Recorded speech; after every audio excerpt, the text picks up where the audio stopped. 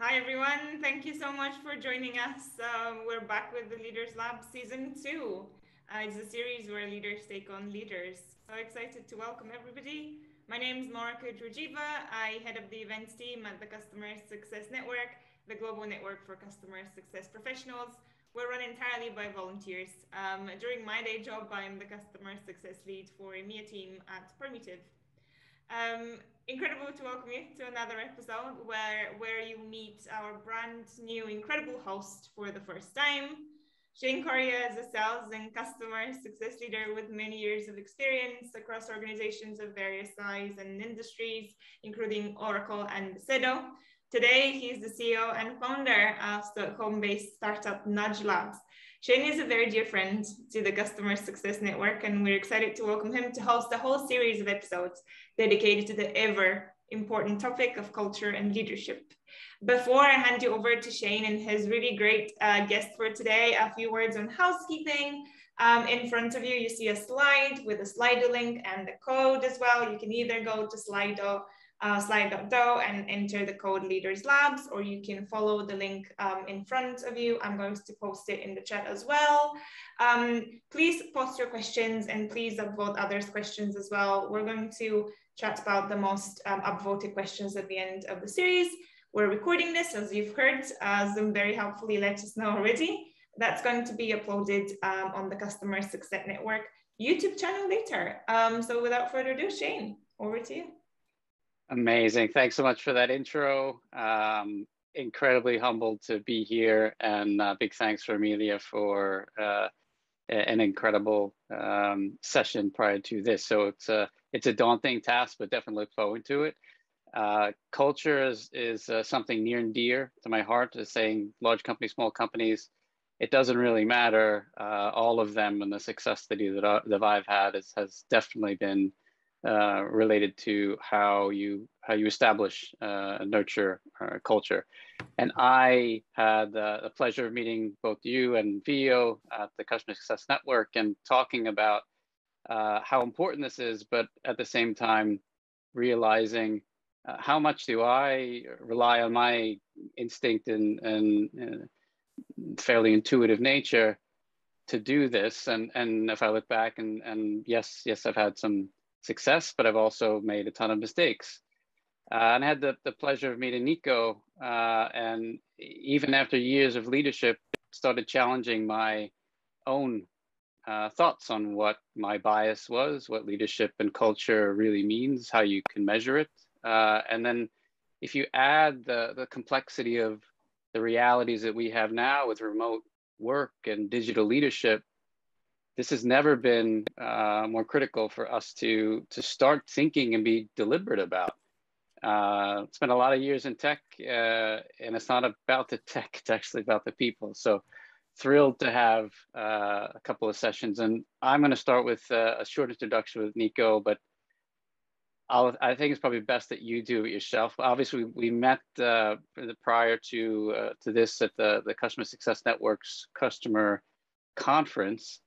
And that was fantastic. But why don't you start off with what you're doing, a bit on who you are, and most importantly, why you're doing it? Because that's start with why, is what we always say. And I think it would be a great start to kick us off. Start with the why, right? Yeah, so my name is Nico. I'm French, living in Denmark. I've been here for, it's going to be 9 years in October. Before this, I've lived and worked in Netherlands, US, India, Ireland. Been around. I've been working in HR. Did they kick you out, or systematically? Did you move willing? Systematically, okay, they're like, yeah, dude, checking. It's time.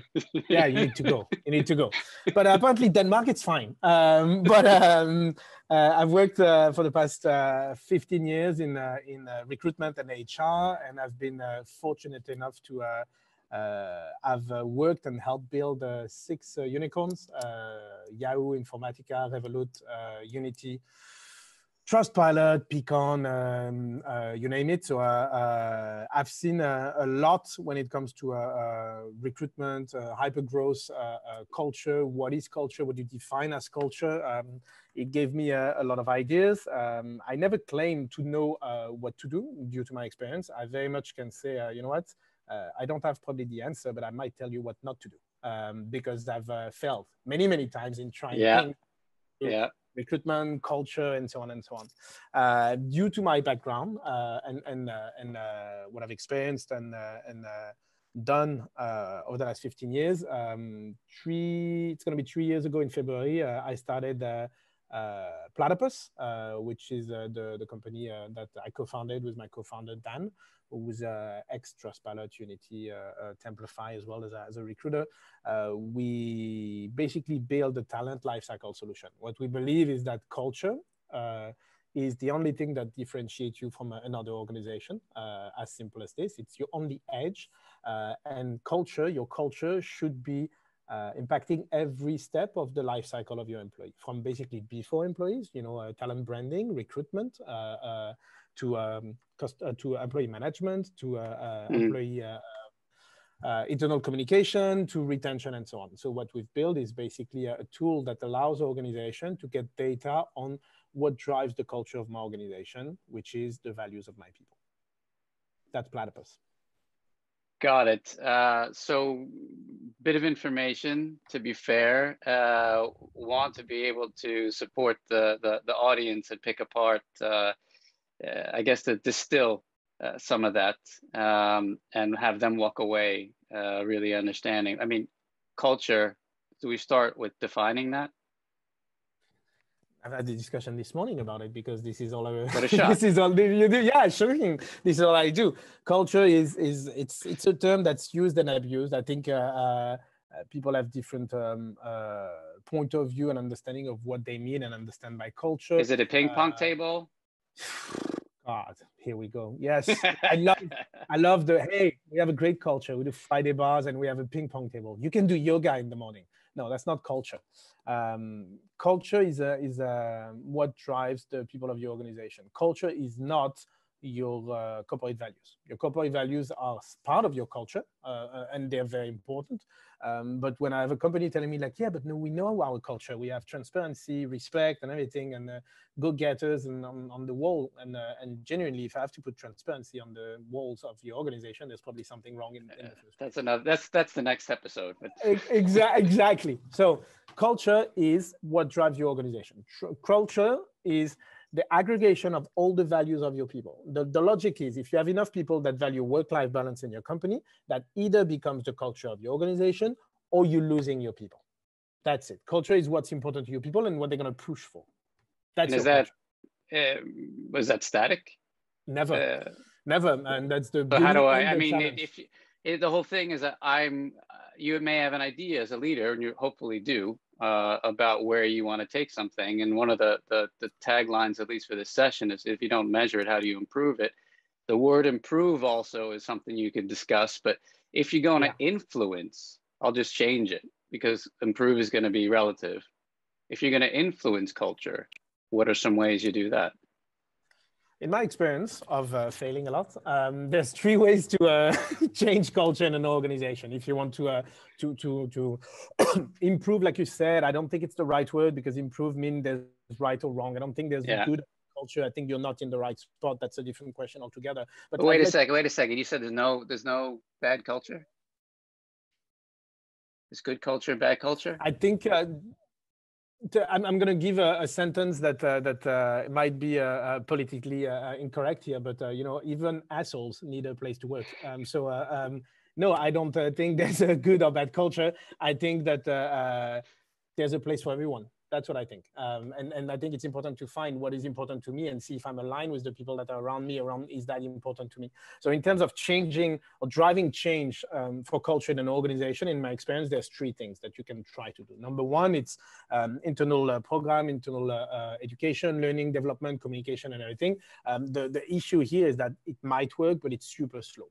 Because you tell people, hey, we need to change. We want to change from A to B. And everyone is like, yay, we need to change. But when you start telling people, no, you need to change. It's like, yeah. I don't need to change. Well, I'm good the way I am. Unfortunately, right? The second thing, much more radical to change culture in an organization is to let people go. I mean, so that works. That has a very immediate effect. The big challenge here is that it is almost impossible to control the aftermath of what's going to happen, because it's very difficult to check everything. So it works, but kind of like a last resort. In my experience, the best way, the most efficient way to drive cultural change is recruitment. Is to hire people that have certain values at scale that are going to start coming in your organization with their values. And let's just face it, whether you're an introvert or an extrovert, you push for the things that are important to you. If you keep on hiring people in your organization that care for inclusivity and diversity, you will see changes in your organization on behavior around inclusivity and diversity. That's factual. And then realizing we're leaders, we have bias. And yes, I'll say that again, we are biased, whether you admit it or 100%. Not. And we're part of, I've been through scale-ups, you're spending a lot of time hiring. It should be what you're spending the time on. And if you don't embrace and understand, at least question your own bias, then you could end up hiring people that mirror your own values. And at times that may or may not be the right way to approach inclusivity. It has nothing to do with anything more than finding the right combination of values and people to lift the team. And that was the things that I recognized, and especially with customer success, we are this tendency to help. We want to help. We have a purpose, and it's something that we're proud of. And then there's this whole dichotomy with sales, and that's them, not us. Like, we're the heroes, and sales is not. And I'm like, this is nonsense. They just have potentially they have the same values. Potentially they have different values, but there's not wrong. They just are motivated by other things. And the more we can recognize that and appreciate one another, the less we're going to have this whole, this us and them.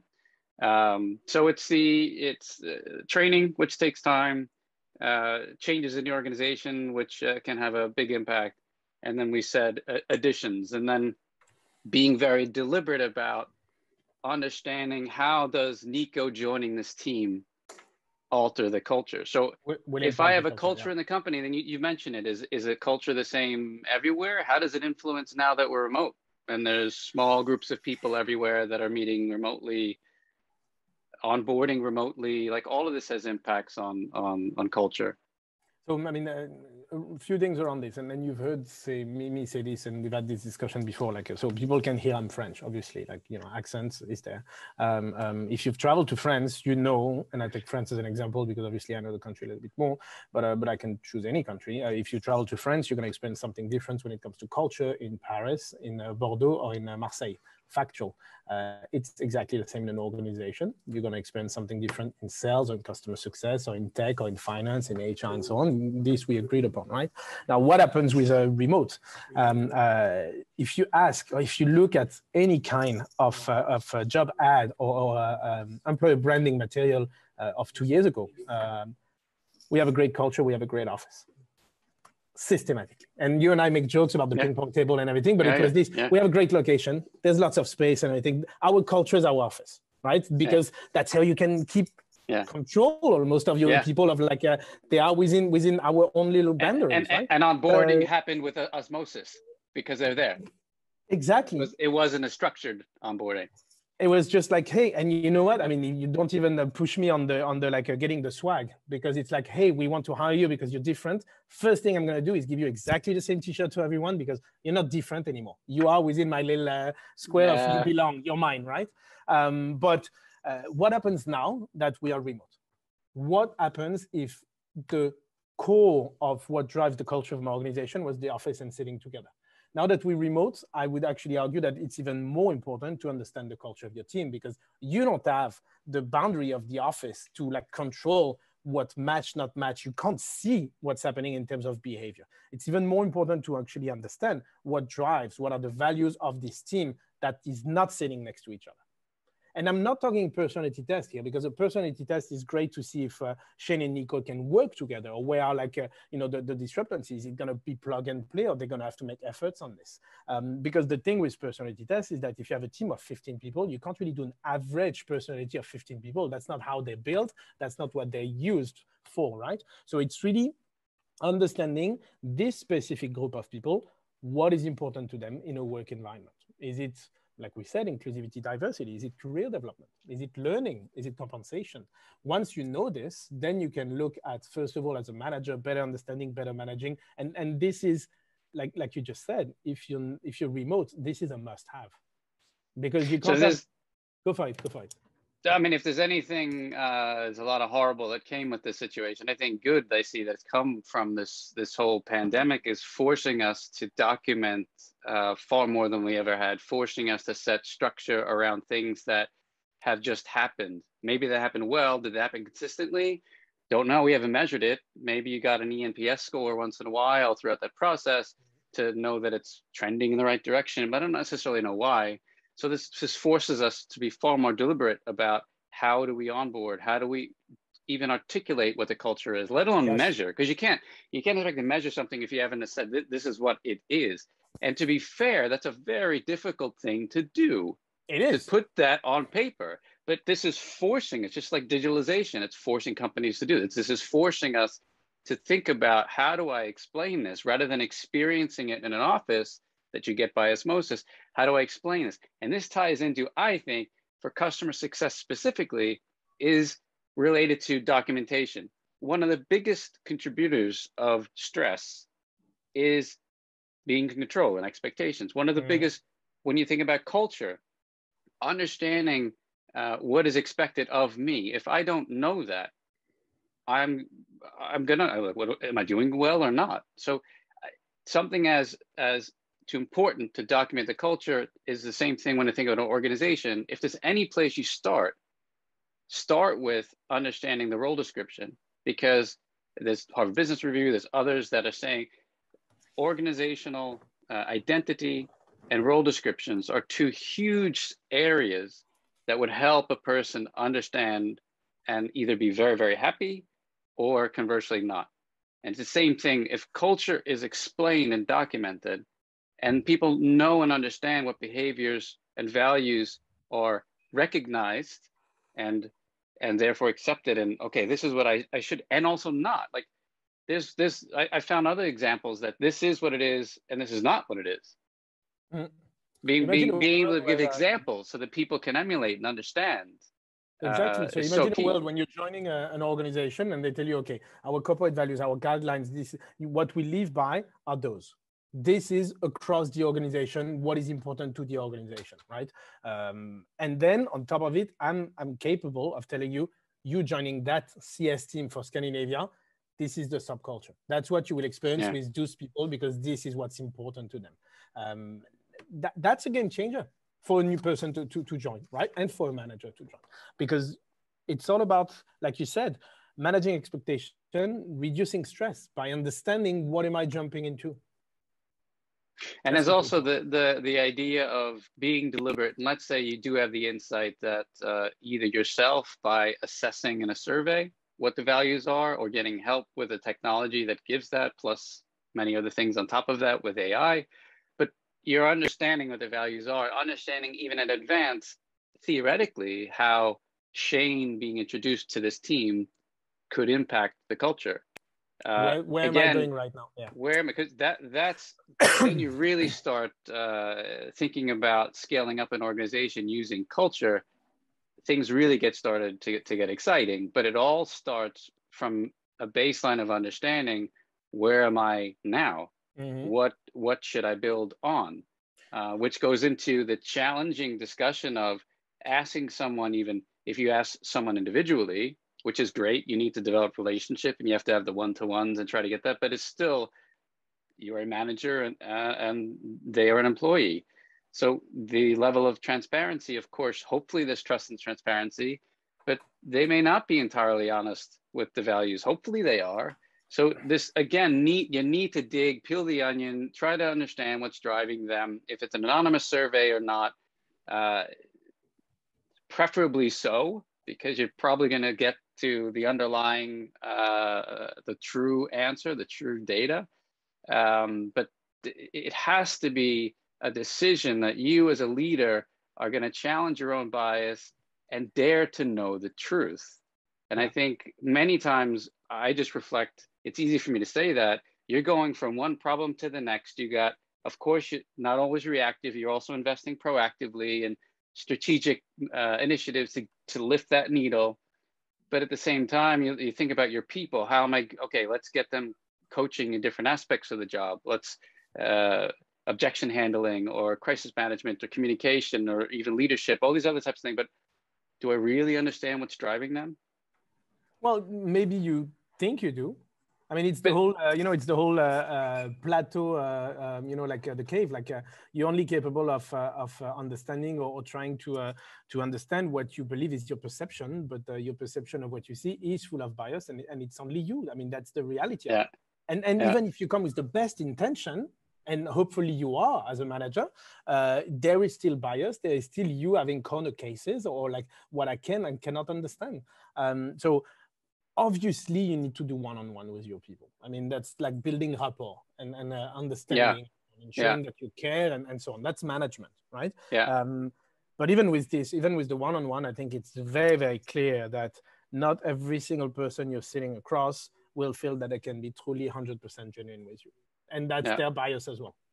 Like you said, I mean, we all have bias. It's just saying I don't have a bias it's a lie. So again, customer success, and one of the things I have to harp on, because I went into sales for a couple of years deliberately for this reason, but sit with sales. So if you don't think you have a bias, then it shouldn't matter. Sit with sales, sit with development, take a half day, even if it's an hour, I don't care.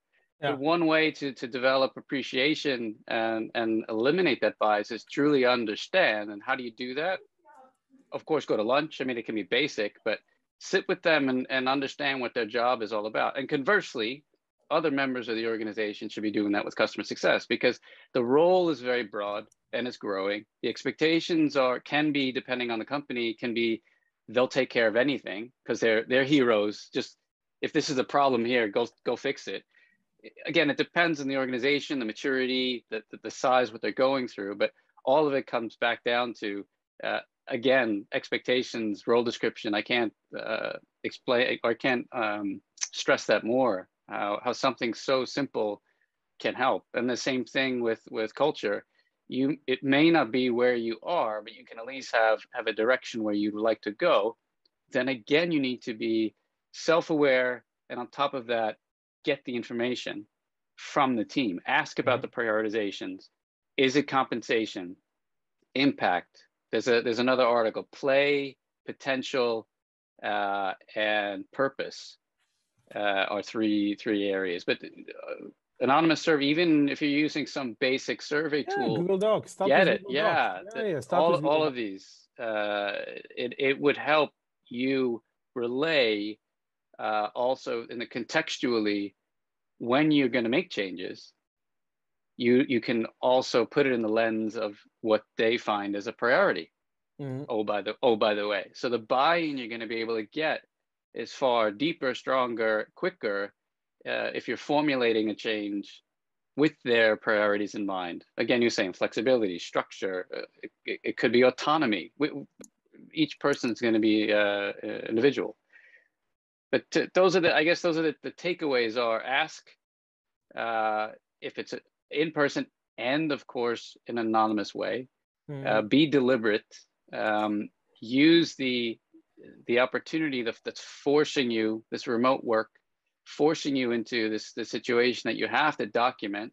And I know sometimes documentation can be difficult because the second you document something, it changes. So it's but it forces you. See, even the exercise. So I would challenge the exercise of taking that effort to ask yourself, what is important is a valuable exercise in itself. If it's a beautiful document or not, no, it could be a list. It doesn't need to be something very big, but you're able to then take that, if it's role description, and use that as a way to communicate with other departments. Yeah. And clarify what we do and what we don't do, and explain and champion what the team is actually doing. I think it couldn't be it's usually underestimated. Completely. Anything else for when you think about 2021 and leadership specific to culture? What are the other takeaways? Anything else that we haven't hit on so far?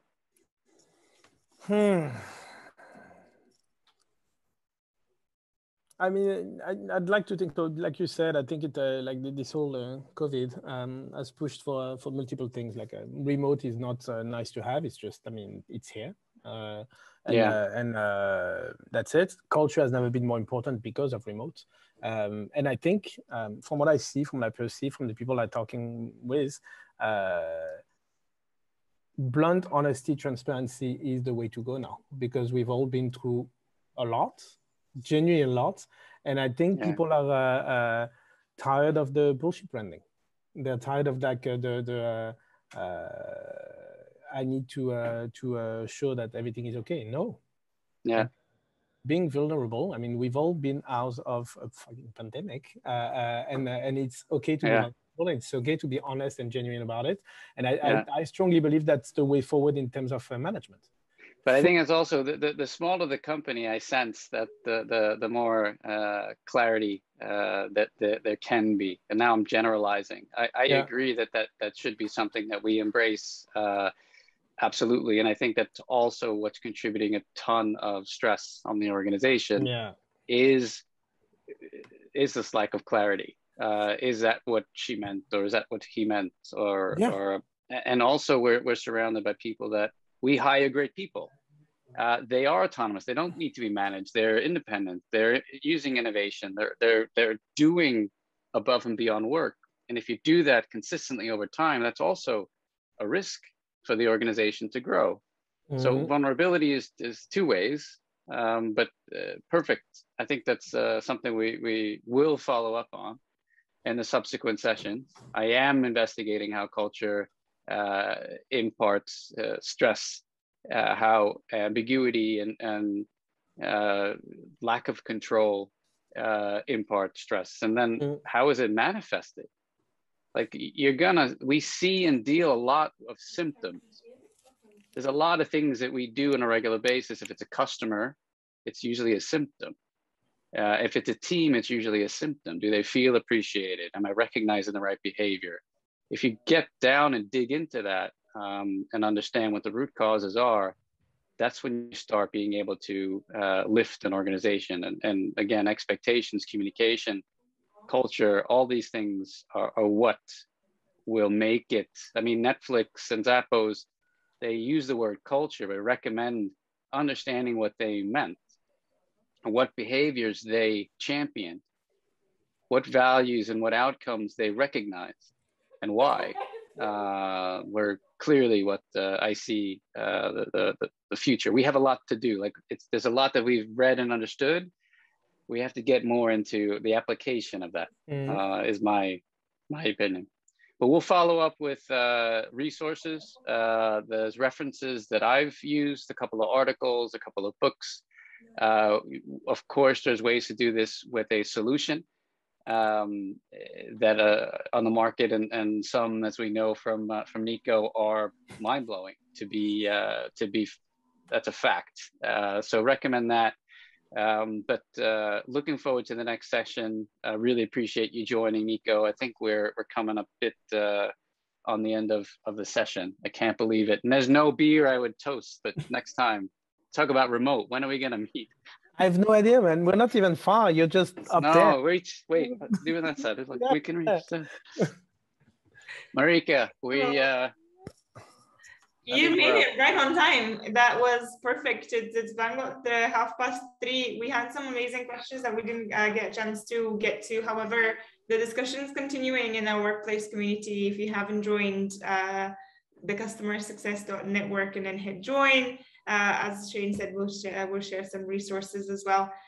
Gents, it's been such a pleasure to just listen to you. I know for myself, I've learned plenty, and we've been working on this for a while, but I still heard some new things. And thank you so much for those nudges of wisdom.